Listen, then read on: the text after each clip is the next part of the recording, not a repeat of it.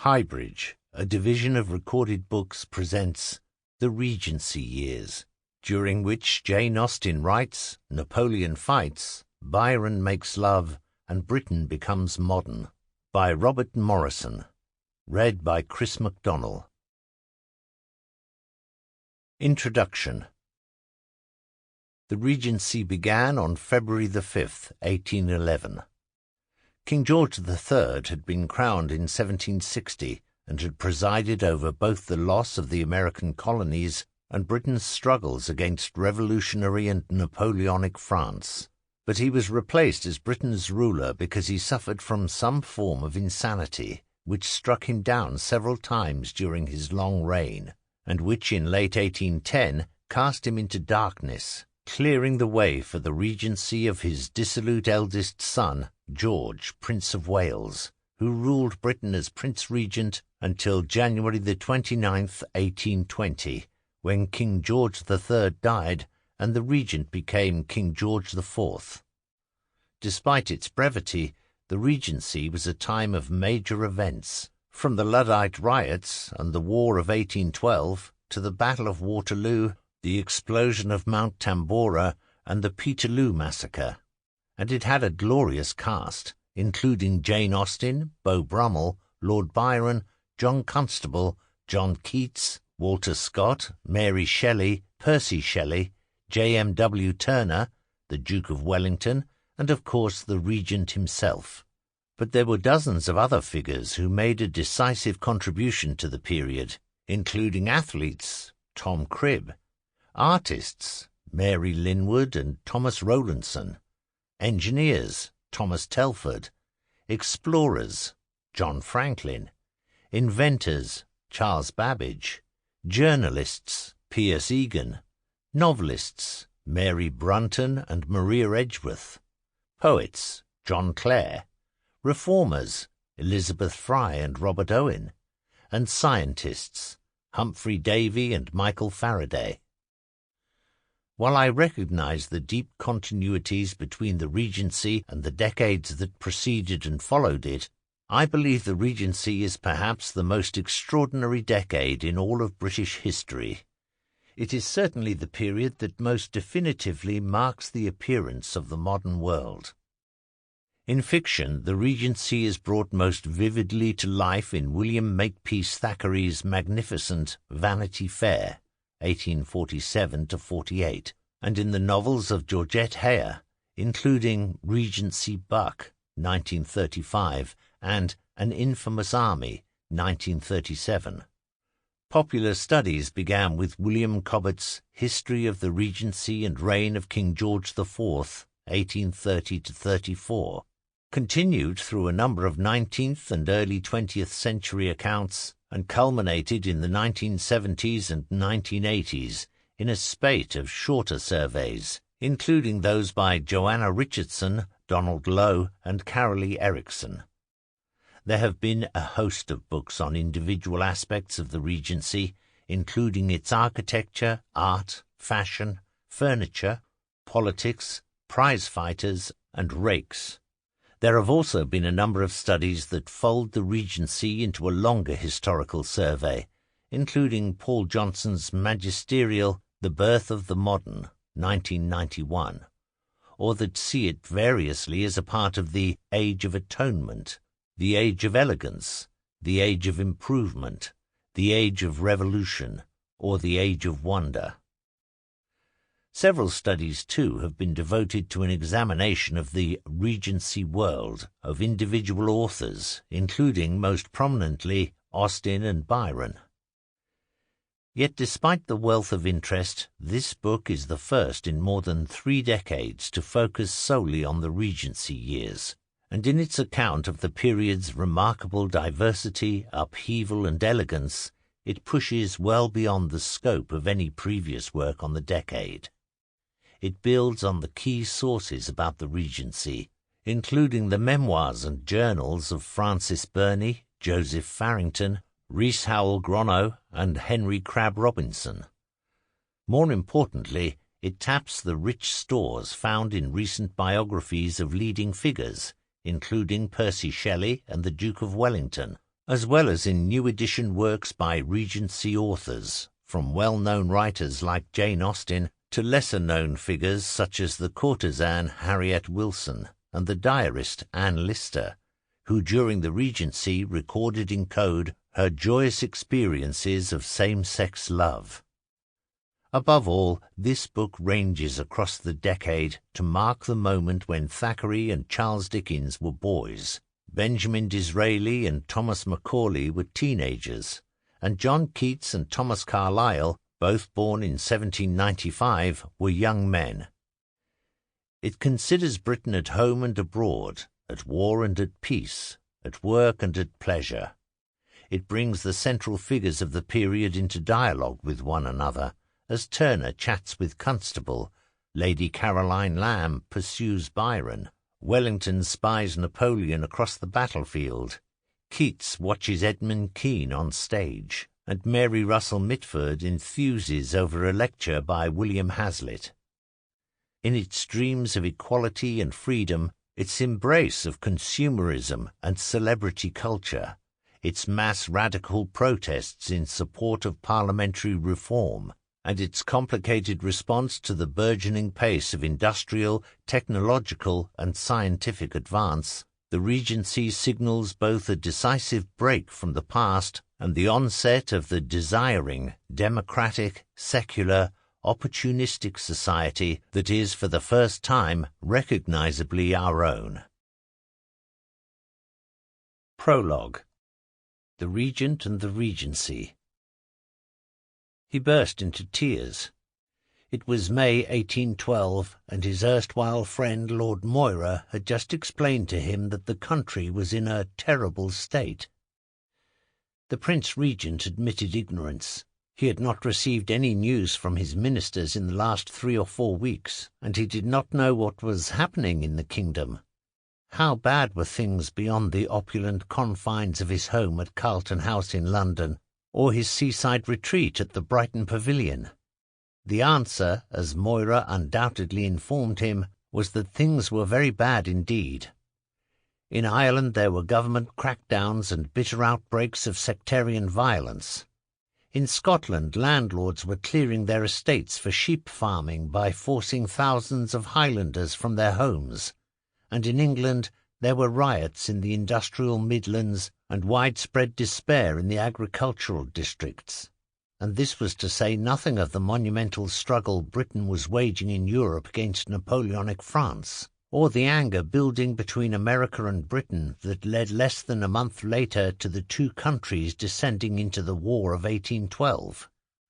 Long before Moira finished, the Regent was very nearly in convulsions, and Moira suggested that he return the next day in order to allow the Regent time to compose himself. Yet despite the stress these meetings caused him, and the turmoil that continued to sweep through the country, the Regent rarely took more than a sporadic interest in domestic politics. The result was repeated and often ferocious attacks on him by satirists, caricaturists, political enemies, and discarded friends, all of which created an image of him as self-indulgent, incompetent, and lachrymose that has endured from his day to ours. Nonetheless, if widely despised and too often oblivious in matters of state, the Regent in matters of taste and style left a profound impact on his era, for in his love of both elegance and excess, violence and restraint, learning and lasciviousness, the lowbrow and the high-minded, he embodied many of the extremes that have come to define his regency, not only within court circles, but also much further down the social hierarchies. His love of prize-fighting, horse-racing, and the theatre set the tone for the age, as did his delight in consumerism. Gamblers bet wildly, like him, on cards and dice, losing far more than they could afford and racking up cripplingly high debt loads. The Regent's vast consumption of food, and especially drink, empowered male and female debauchees from across the social spectrum. His days and nights of committed libertinism inspired rakes of both sexes, who throughout his regency enjoyed an unabashed revelry of promiscuity and pornographic obsession. The regent had passions, however, that extended well beyond the stimulations of sport, gaming, sex, booze, food, and shopping. His cultural, aesthetic, and literary judgments have proven remarkably sound. John Rennie was his engineer, and John Nash his architect, and together their building projects transformed Regency London.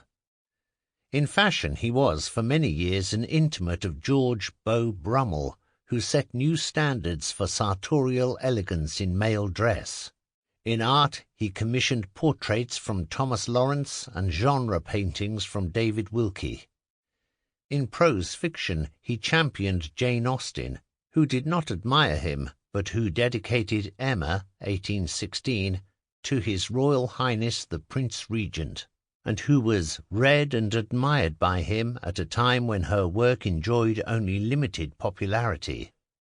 In poetry, the Regent, like so many of his contemporaries, thought Walter Scott preeminent until George Gordon Byron, 6th Baron Byron, skyrocketed to fame in March 1812 with the publication of Childe Harold's Pilgrimage, whereupon the Regent asked to meet Byron, whom he surprised and delighted with his intimate knowledge of poetry and poets. In science, the Regent knighted Humphrey Davy, the most eminent chemist of the day. The works of scientific men, Davy declared, are like the atoms of gold, of sapphire and diamonds that exist in a mountain. When sovereigns are at the expense of digging out these riches, they are repaid by seeing them gems in their crowns. The deep contradictions in the Regent's character both energized and undermined him, and were evident from an early age. Born August 12, 1762, and named George Augustus Frederick, he was the eldest of 15 children of King George III and Queen Charlotte. 8 brothers and 6 sisters followed. Given the title of Prince of Wales within a week of his birth, he was as a child actively involved in a rigorous education that, on his father's instructions, attempted to inculcate the virtues of honesty, hard work, and punctuality, and that eventually grew to include everything from lessons in boxing, fencing, and drawing to the study of mathematics, natural philosophy, languages, literature, music, agriculture, and the classics. George did well across this curriculum, but he sometimes showed an irritability and a lack of commitment that his father wanted beaten out of him. One of his sisters remembered how she had seen George and some of his brothers held by their tutors to be flogged like dogs with a long whip. Prince George seems to have taken such discipline in his stride, and to have continued to develop his knowledge of art, architecture, music, and literature. But by the time he was 17, he was already rather too fond of wine and women, and in open revolt against his father, whose industry, uxoriousness, and parsimony he utterly rejected, and whose expectations he seemed hell-bent on disappointing. He took up with the brilliant Whig politician Charles James Fox, a bitter enemy of his father's, and a renowned champion of both liberty and dissipation. He accumulated gambling and consumer debts at a rate that almost beggars belief. He entertained several mistresses, including the beautiful actress Mary Robinson. In December 1785, after a tumultuous courtship, he secretly married Maria Fitzherbert, a Roman Catholic widow 6 years his senior, but the union was unlawful because members of the royal family needed the king's consent to marry if they were under the age of 25. The prince was 23 years old. 3 years later, the king became seriously ill with what appeared to be insanity, throwing the country into the so-called Regency crisis, during which time George relished the thought of the money and influence that would be available to him should he become sovereign de facto, and he and his Whig friends engaged in pleasant games of cabinet-making. But in February 1789, the king unexpectedly recovered, and George went back to boozing and betting and womanizing and weight gain. Only a few months later, the French Revolution broke out. Though he had pushed hard for many years to be allowed to join the army, and though he was fascinated by military costume and strategy, George was always denied the opportunity to fight for his country, because he was heir to the throne and his father forbade it. The decision humiliated him and meant that he was forced to sit on the sidelines while his brothers, with the exception of George III's sixth son, sickly Augustus, served as high-ranking officers on the land or at sea. Byron later imagined George in 1791 as full of promise and a finished gentleman from top to toe. But well before that date, as one observer put it, George was a man occupied in trifles, because he had no opportunity of displaying his talents in the conduct of great concerns. Britain went to war against revolutionary France in February 1793, while George ran up such a mountain of new debt that, his secret marriage to Maria Fitzherbert notwithstanding, he agreed to marry his cousin, Caroline of Brunswick, in exchange for a settlement that would make him solvent again. The couple met for the first time just a few days before their wedding. Neither was impressed. "I am not well," said George on first seeing Caroline. "Pray get me a glass of brandy." When he left the room, Caroline declared, "I think he's very fat, and he's nothing like as handsome as his portrait." On their wedding day, April the 8th, 1795, George was drunk and collapsed in the evening by the fireplace of their bridal chamber, though he clearly managed to revive himself the next morning, for exactly 9 months later a daughter, Charlotte, was born. Shortly thereafter, Caroline moved out of Carlton House and into a separate residence. The brief, stormy marriage between the Prince and Princess of Wales was unofficially at an end. George returned to the arms of Mrs. Fitzherbert, and then a new series of mistresses, while Caroline, warm-hearted but light-headed, and famously disinclined to ablutions, embarked on her own career of sexual licentiousness.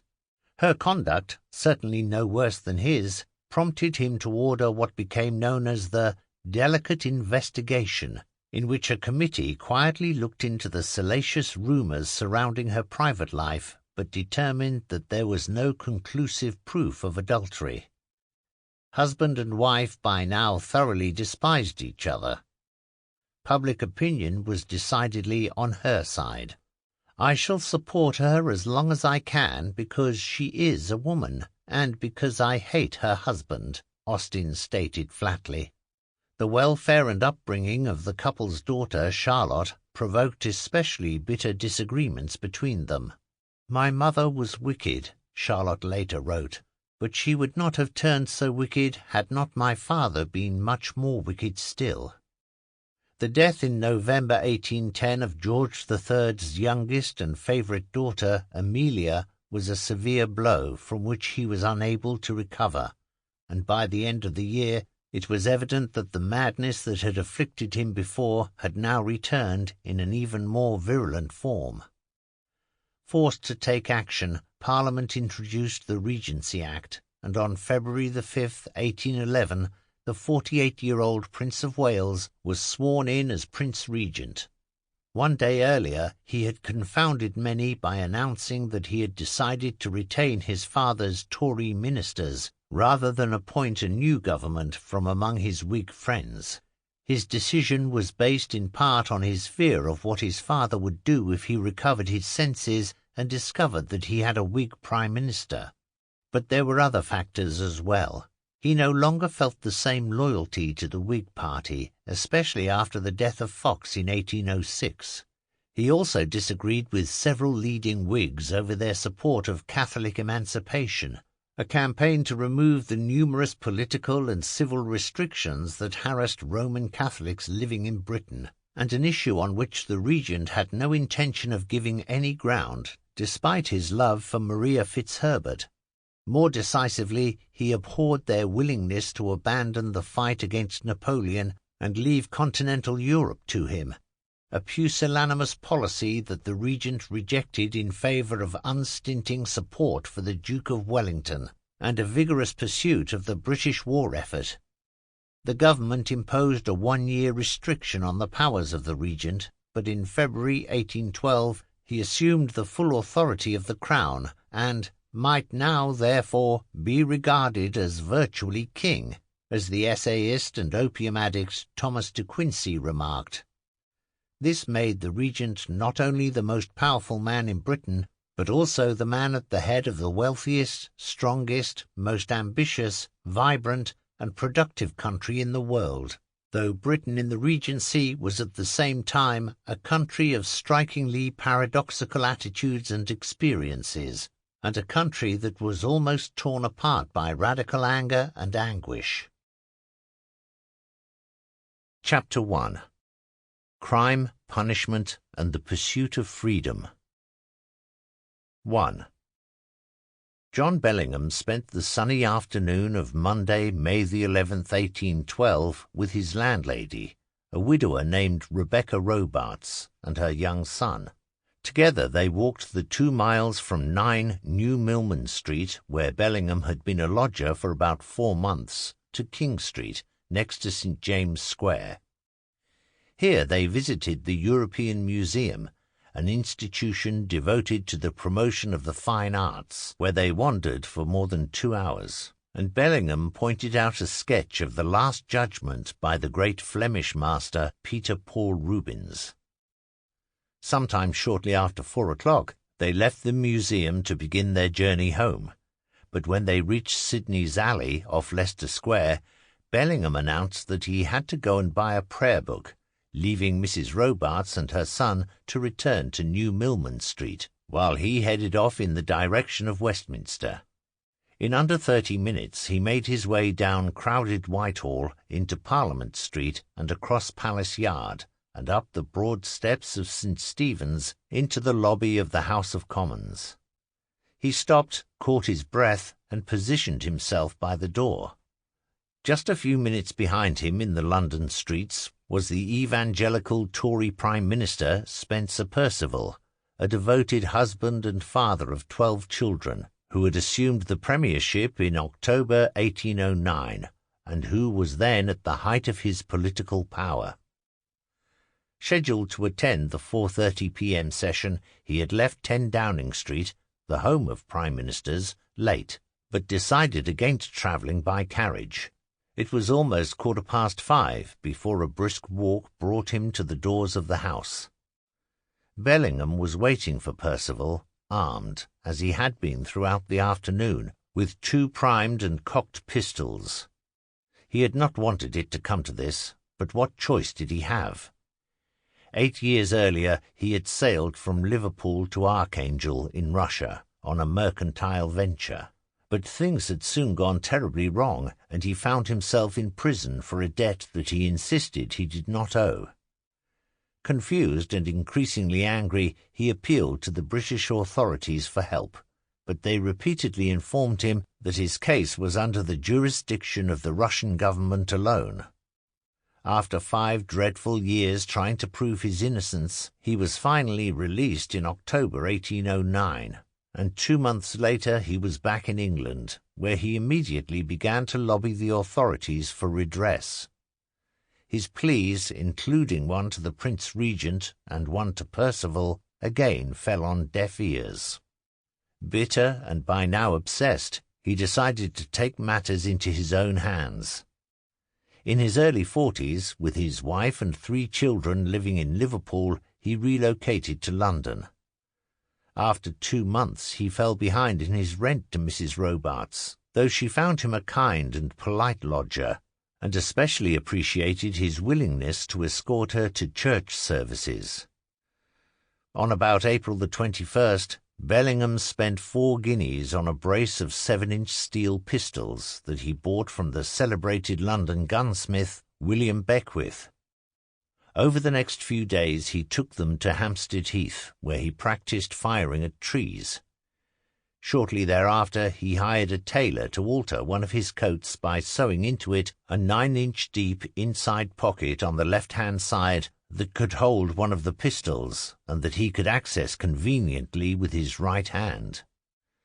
Bellingham also began during these weeks to attend Parliament regularly, sitting in the Strangers' Gallery and peering down through the gloom at the government benches, while frequently asking those seated around him about the identity of different ministers.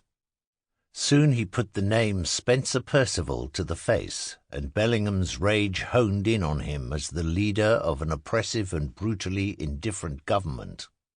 Tall and large-boned, with a thin face, aquiline nose, sunken eyes, and sallow complexion, Bellingham was intensely aware of the pistol concealed in his dark brown coat, while the backup gun protruded awkwardly in the pocket of his nankeen trousers. Perceval, a much smaller man with a pale face and wide eyes, now entered the lobby, wearing a blue coat, white waistcoat, and charcoal breeches.